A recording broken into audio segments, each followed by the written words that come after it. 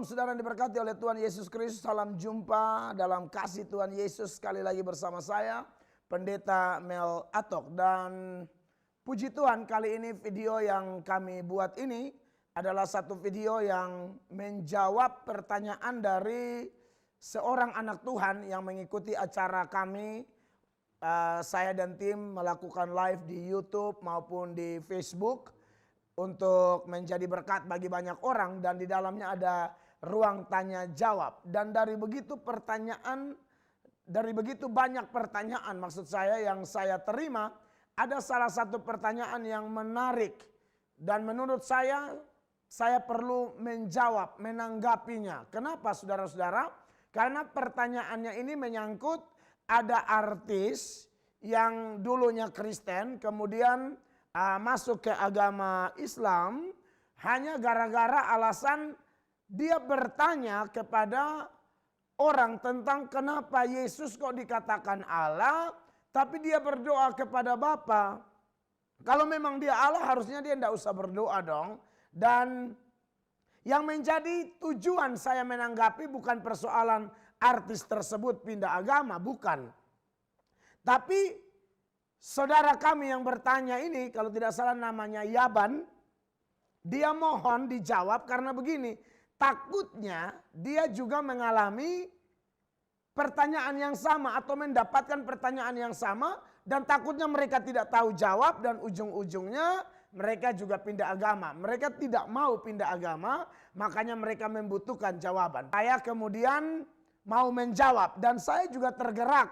Akhirnya saya mencari-cari video dari artis Tere, dalam hal ini Tere Pardede. Dan kemudian saya cari-cari, saya temukan memang ada video di mana dalam satu video ada semacam talk show di sana. Dan dalam talk show itu hostnya kalau tidak salah Ustadz Nababan ya. Lalu di dalam ceritanya pengalaman Tere atau Teresia Pardede menjadi mualaf itu, memang salah satu pengalamannya adalah dia bingung dengan hal yang ditanyakan oleh saudara Yaban. Jadi Yaban ini menanyakan sesuatu yang Yaban sudah lihat di media sosial. Perhatikan video berikut ini. Baik, kalau tidak salah dulu Bu Teresa ini sebelum muslimah terkenal sebagai seorang artis ya, penyanyi ya, dan juga pemain musik ya.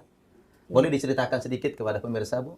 Baik, jadi sebenarnya sebelum saya aktif di dunia keartisan, qadarullah Allah udah memperkenalkan saya dengan Islam. Jadi waktu saya kuliah, waktu itu di salah satu perguruan tinggi negeri di Depok, saya diizinkan Allah untuk berdiskusi dengan salah seorang teman saya yang neneknya adalah seorang mualaf, tapi dia sudah Islam ya gitu. Kita membahas tentang topik yang agak seru waktu itu sebagai anak kampus ya, membahas tentang eksistensi alam semesta dan siapa pemiliknya. Karena waktu itu saya sudah katekisasi juga waktu itu dan sudah didogmakan dengan optimal bahwa konsep Trinitas adalah tiga dalam satu, ada Allah Bapa, Allah Putra, Allah Kudus, dan itu terus menerus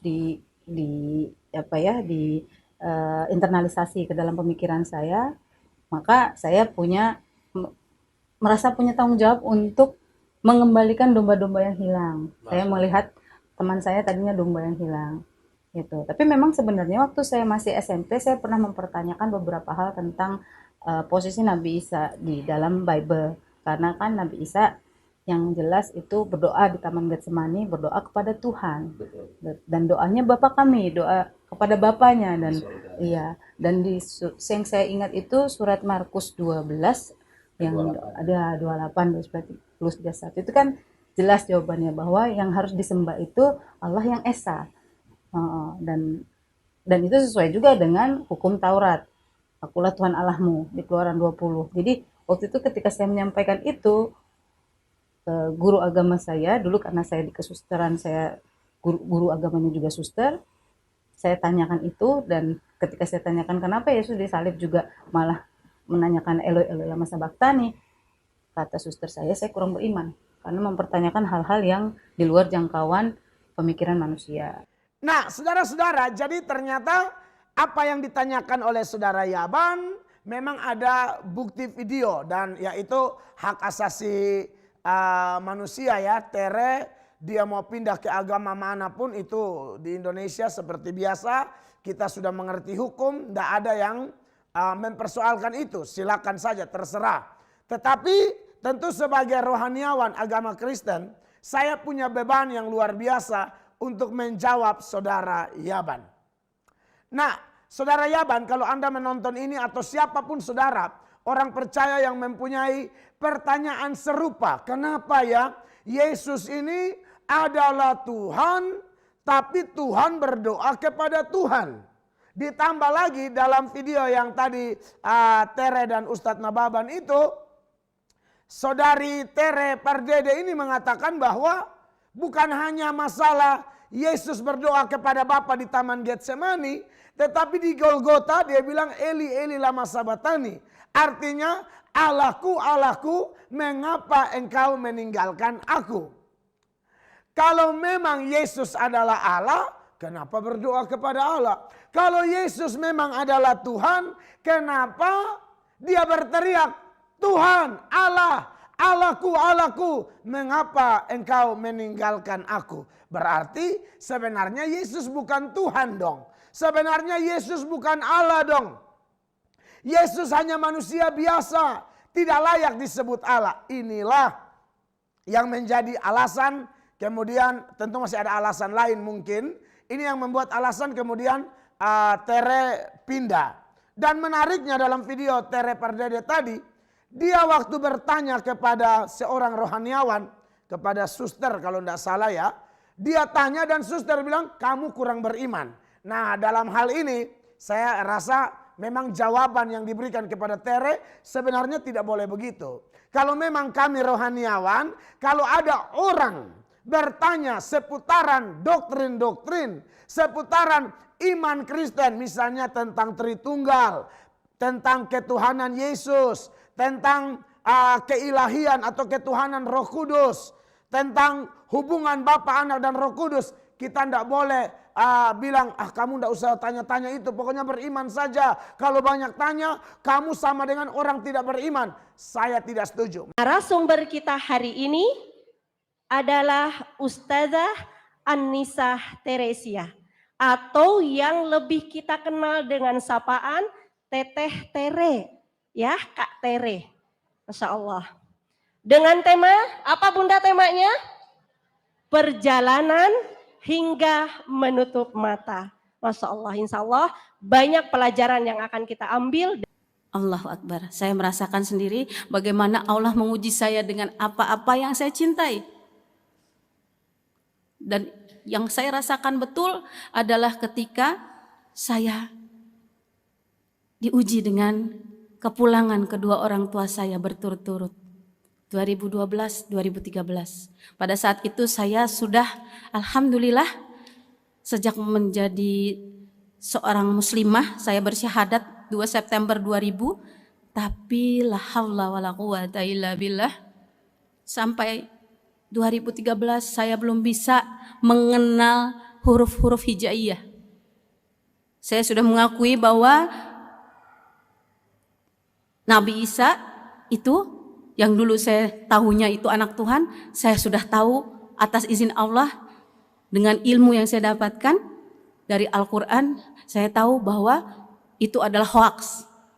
Karena Allah cuman satu. Allah itu Esa, lam yalid walam yulad, tidak beranak dan tidak diperanakan, dan tidak ada satupun yang setara dengan Allah. Masya Allah. Tapi rupanya saya belum selesai. Dan ini adalah PR kita bersama yang sudah memilih untuk berserah diri. Karena sesungguhnya kita semua aslinya muslim ya, ibu bapak, kakak-kakak, abang-abang semuanya. Kita muslim sebenarnya. Makanya surat Al-A'raf 172 Allah abadikan. Surat Al-A'raf surat ke-7 ayat 172 Allah abadikan supaya kita nggak lupa bahwa di alam ruh kita semua anak cucu Bani Adam alaihissalam sudah bersaksi bahwa Allah itu Rob kita. Untuk menyampaikan kebenaran agama ini, karena hanya ini memang yang benar. Terserah kalau nanti di luar sana mau ada penyesuaian di lapangan gitu ya, bahasanya agak lebih halus, oh iya nggak apa-apa. Tapi buat saya ini agama yang paling benar. Mungkin pada saat itu memang iya Nabi Musa benar menyampaikan tauhid, tapi terjadi pelencengan di kemudian hari, makanya jadi Yahudi.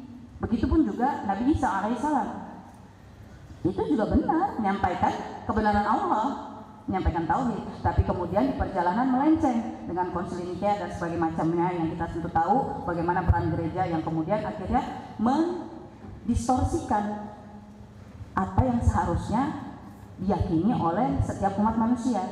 Makanya skenario Allah itu udah indah banget. Kita Allah izinkan hidup lahir menjadi umatnya Rasulullah Sallallahu Alaihi Wasallam. Allahumma sholli ala sayyidina Muhammad wa ala sayyidina Muhammad.